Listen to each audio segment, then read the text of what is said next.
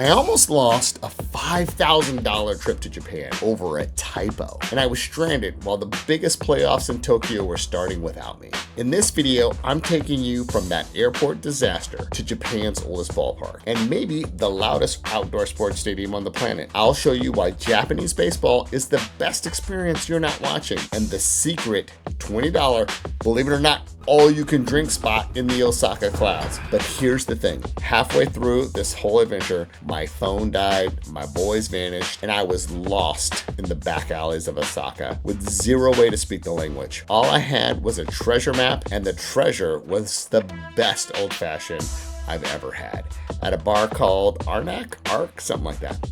That completely saved my trip. If you want to do Japan like a gentleman and not a stranded tourist, you need to see what happens next. So let me take you back. When I went to Japan in April, I flew Zip Air to save money. My whole family was going. Subsequently I booked a flight to Japan on Zip Air for the playoffs, but it wasn't really a deal. They found like a typo, believe it or not, between my passport and how I put my name on the ticket. And they were like, okay, nope. They denied me right on the spot. We do not grant you the rank of getting on a plane. What? No refund, no mercy. And I wasn't the only person. There was another guy. His name was Nicholas. His ticket said Nick or something like that. And they said the same thing to him. Every other airline I've ever been on in my life will change your ticket and your boarding pass on the spot for little things like this. So it really felt like in this case, it was a way for them to get more money out of you. When I did fly Zip Air, I will just say it was zero luxury. You literally have to pay for water. So because I felt like Zip Air was pulling a fast one on me with this crazy arbitrary rule, I just was kind of like, man, I'm not doing it. And I refused to give them more money. So I burned 80,000 points and hopped on a United flight. Switching to United for this October playoffs compared to that experience with Zip Air in April felt like flying first class by comparison. Basically, I didn't have to worry about how heavy my bag was. They fed me. I got headphones. I think I watched like 5 movies or whatever. So, pro tip, if you're a professional traveler, don't gamble your trip on a budget carrier that treats a typo like it's a felony. Here's a little background for you, just so you know. Major League Baseball is basically a quiet afternoon in the park compared to Nippon Baseball League, which is more like a 3-hour rock concert. Every player literally has a personalized chant. The fans don't boo, they actually perform. It's amazing. But the ultimate barrier is actually buying the tickets.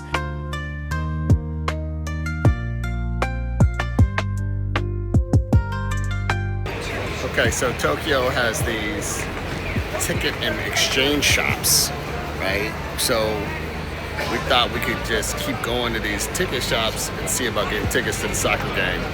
They was all like, nope, nope, nope. So that is not the solution. Now, during the regular season, you can get tickets using Klook and several other sites, including the team's actual websites. But for the playoffs, Klook didn't have any tickets. And I tried to buy tickets from the various teams' websites, but you needed to be a team member, a membership of the club. And in order to do that, you needed to have a Japanese phone number. I don't live in Japan. I don't have a Japanese phone number. Once I got to Tokyo, they had all these ticket sellers around, say, the Shinjuku train station, where I tried to get tickets earlier for the Japan versus Brazil soccer game. You should see my video on that. I think here, maybe over here. I don't know. Anyway, I have a whole video about that. Eventually, I decided I just would try StubHub in Japan, and lo and behold, I got tickets to the soccer game, but I also got tickets to see the Hanshin Tigers play in the playoffs. It was a $200 seat to sit in the bleachers. Now that's steep, but for this particular playoff experience, it was worth every penny. A little side note, once you get the tickets, then you have to pick up a paper ticket at a Lawson, which is a convenience store like 7-Eleven or a 7-Eleven. So you kind of go on this literal scavenger hunt in order to figure out where to get these tickets from. So let me just give you some context for you. In Tokyo, they have, we'll say the Tokyo Metro. They have 5 pro baseball teams. Well, while I was there were no games actually happening in Tokyo. The Giants, which is Japan's most famous team, they play in a dome. But if you want like an absolutely incredible baseball experience, I don't know, I haven't actually been, but I gotta believe that it is. You go see the Hokkaido Ham Fighters. They have a retractable dome, which literally has an onsen or a hot tub in the outfield. You can watch a 98-mile-an-hour fastball and sit in like a 108-degree hot tub. Like, it's incredible. They did make the second round in the playoffs, so I could have gone. But from Tokyo, it's like a 7-hour train ride north of Tokyo. So in April and in October, it's pretty darn cold. So because of my whole like ticket fiasco with Zip Air, I actually ended up flying a day later, and I missed the only playoff series in Tokyo. So instead, I ended up on a Shinkansen line or bullet train to Osaka. I thought the Tokyo crowds were intense from when I had been there in April, but I really hadn't seen the Hanshin Tiger fans, and I hadn't seen playoff baseball fans. So let me take you back a little bit and just say that Osaka is like a cool, budget-friendlier Tokyo. It's close to Kobe, which is great for a quick day trip. For, yeah, you guessed it, delicious Kobe beef. That's where the name comes from. I also found this great, delicious little sushi place that had like 5 seats. It was fantastic. I had fish there I had never even heard of. I'm sorry, Ray, but your students were delicious. No. Wait. Oh, you know Ray, the teacher in Finding Nemo. Huh, I wonder where my class has gone. At any rate, we get off the train in Osaka and are greeted by a giant billboard of the Dodgers' biggest star, Shohei Ohtani. I'm not sure if I can really overstate what a big star he is in Japan. He's everywhere, and he sponsors a ton of stuff. Like, I couldn't really keep up with all the stuff that he sponsors. He really kind of makes Michael Jordan look like he was unwilling to do ads. Once in Osaka, you know, we had a little time to kill, and my colleague Adam loves a good rooftop bar. So we stopped at the Swiss Hotel Nankai Osaka and got to the top floor for, okay, if you live, especially if you live on the coast in America, if you live in California, you live in New York, you live in Massachusetts, you live in one of these places, this is going to be hard to believe. But literally, it was a $20 all-you-can-drink deal in a beautiful rooftop bar. You can watch all the high-rise freeways that snake through between the buildings of Osaka while you pregame literally in the clouds. It was amazing. So after some great value cocktails, we hopped in an Uber and we hit Koshien Stadium, which is the oldest in Japan.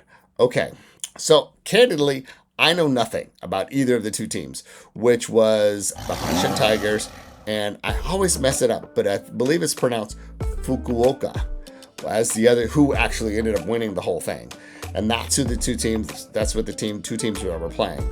But I will say that the energy of this game was so electric, I really found myself completely wedded to every pitch. But during the game, because my friends had paid for a room in Tokyo, so they decided to head back there where, you know, like they paid for this room, so they didn't want to pay for another room. I'm like, okay, I'm gonna stay with my friend John here in Osaka, so I stayed for the whole game. After the game, though, that's when the chaos hit.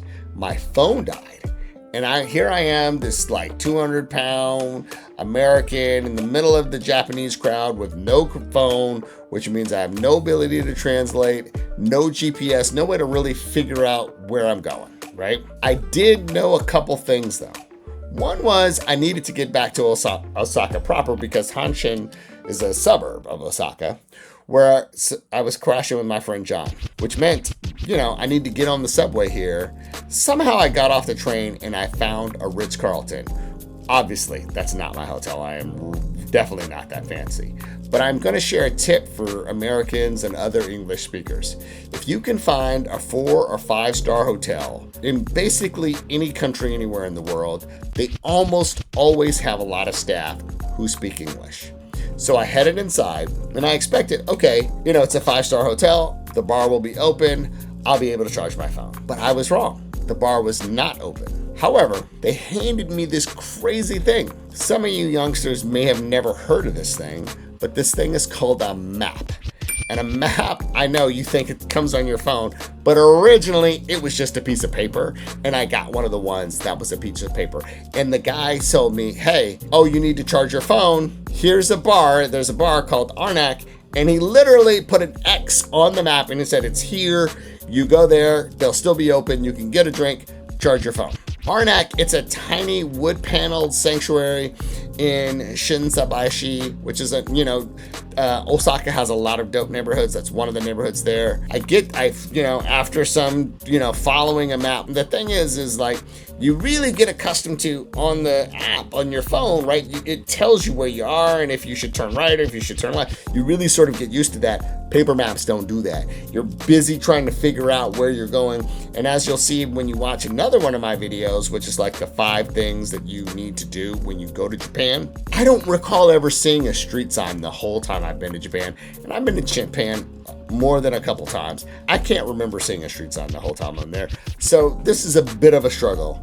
The point is though, I finally do make it to Arnack. I show the bartender, hey, I have this dead phone. He handed me a cable, he made me a drink, and that drink was pure art. It was a delicious old fashioned. And really, it's just one of the great things about travel, because sometimes the best part of the trip is the part where you're lost and you get into these super cool, fun adventures that you really weren't expecting to have. Point being, my phone charged. I figured out how to hook up with my buddy John and go to his hotel. It all worked out fine. And Japan is a great, safe place to get lost and have your phone die. I mean, like of all the places in the world, it's a pretty great place for this to happen to you. In addition to that, though, just kind of know that Japan may be the greatest sports destination on earth. I've seen soccer there, I've seen baseball there, but I will just say, if you're not prepared, it can eat you alive because the language barrier is real. From $2,000 typos to a dead phone in Osaka, I've learned the hard way. If you're planning your own trip, do not leave YouTube without watching my Japan baseball survival guide. In that video, again, I break down these 5 essential travel hacks that you'll need, from the backpack rule to the Uber trick, so you don't end up stranded like I did. Check the description below for my full Amazon shopping gear list. It's an affiliated link, and you'll see all the things that I used on that trip, or some of them are just some of the things I learned after I did the trip, like an extra battery that I really could have used when I was on it. You'll also see that in the description my Milano link, which has the full itinerary for a great time in Japan. Stay classy, stay active, and keep it awesome. I'll see you in the next one.